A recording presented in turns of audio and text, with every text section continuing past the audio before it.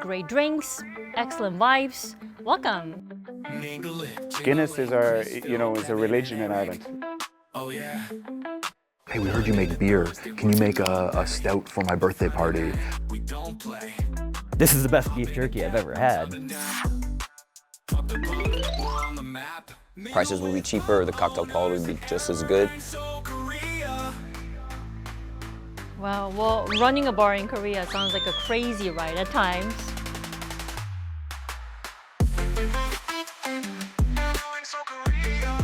Hello and welcome back to Mingle. It's Friday, maybe an appropriate day to treat ourselves with a glass of beer, right? Cheers. To a rebel. Yeah, exactly, I agree. But before we do that, I am joined by expat pub owners here in Korea who are offering great drinks, excellent vibes. Welcome.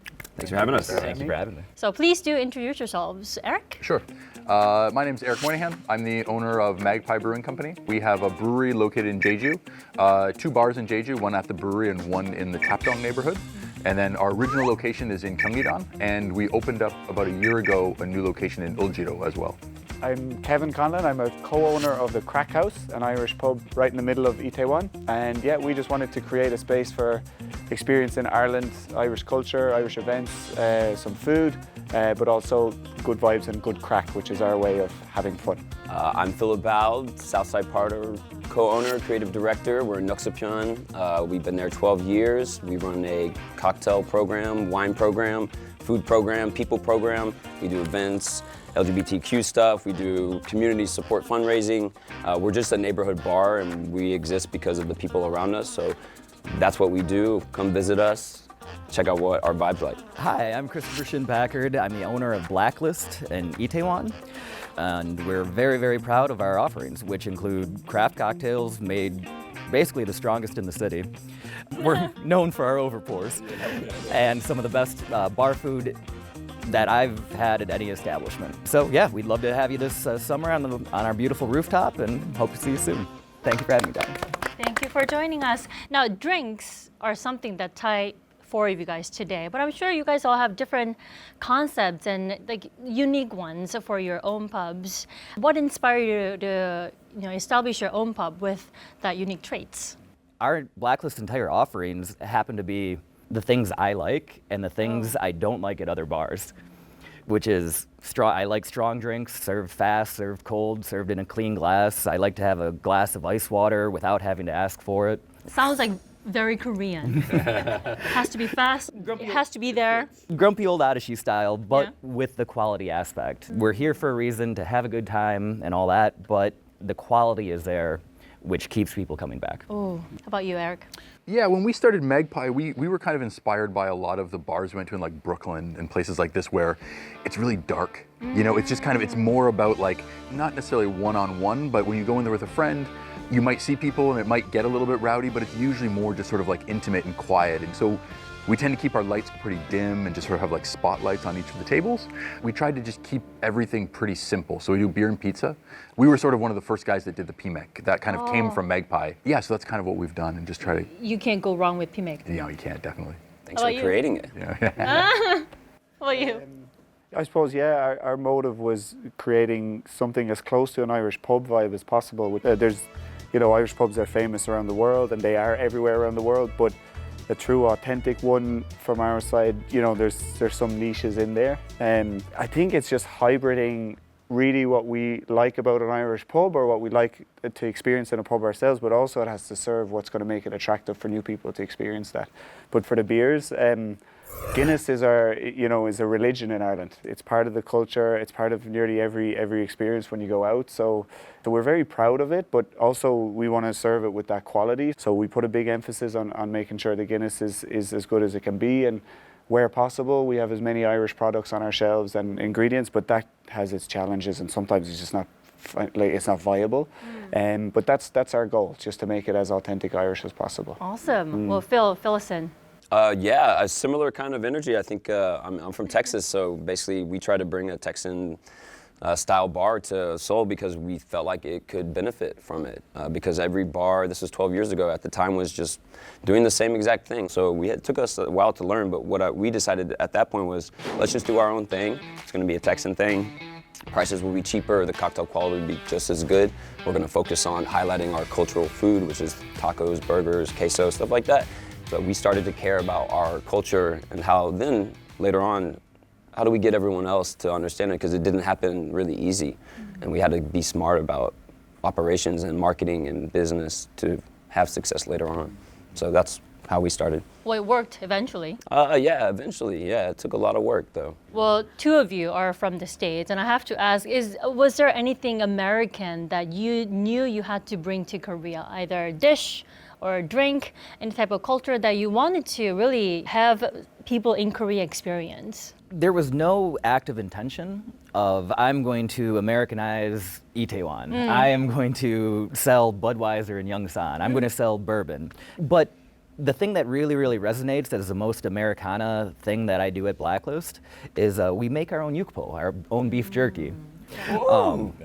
Hey, drop that out here actually. Let's share. I want some of that. That's legendary beef jerky, y'all. You gotta go to Itaewon for that. And if everyone in Seoul has had the pyeonijam jerky, the different versions that are bright red, that are in weird shapes and things, when you try the Blacklist beef jerky, I love it because it answers both parts of my heritage and Korean bar culture. Okay, what is the best anju in the world?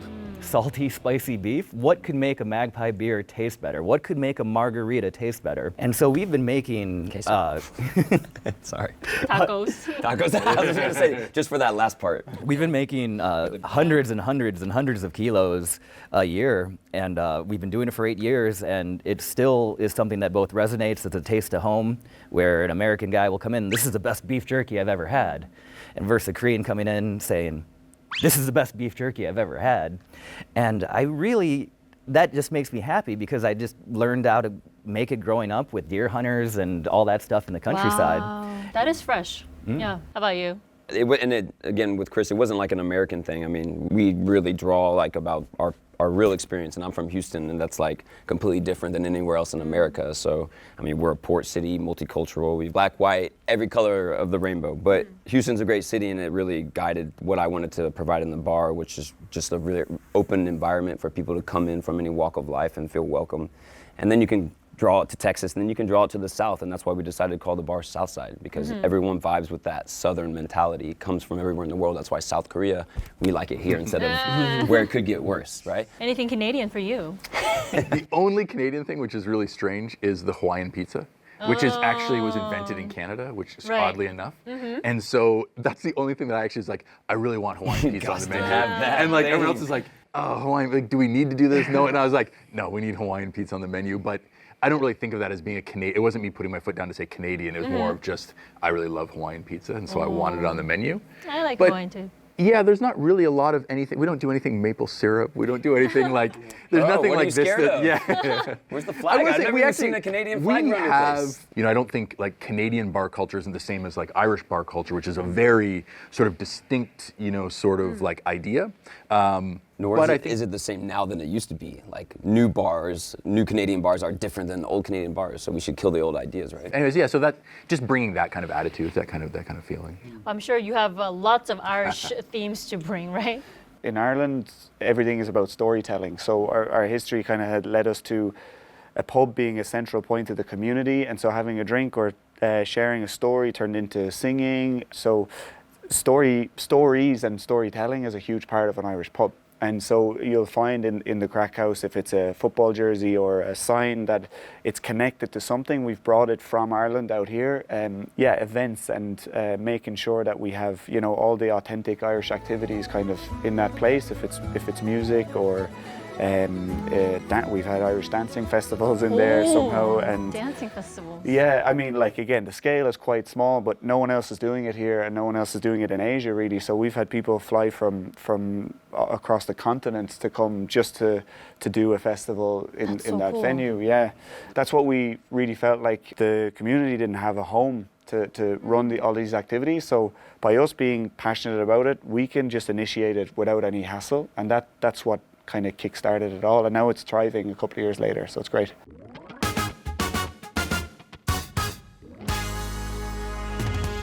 Well, Well, it's safe to say you guys are all beer experts, but I do have to ask, is there any difference between Korean beer and the beer that you guys treat at your own bars? Well, I have only ever sold Magpie beer, to be honest, and that is so. And verified. Magpie, I have to try it now. and Magpie is as Korean as it gets. It's born and raised in Korea, but.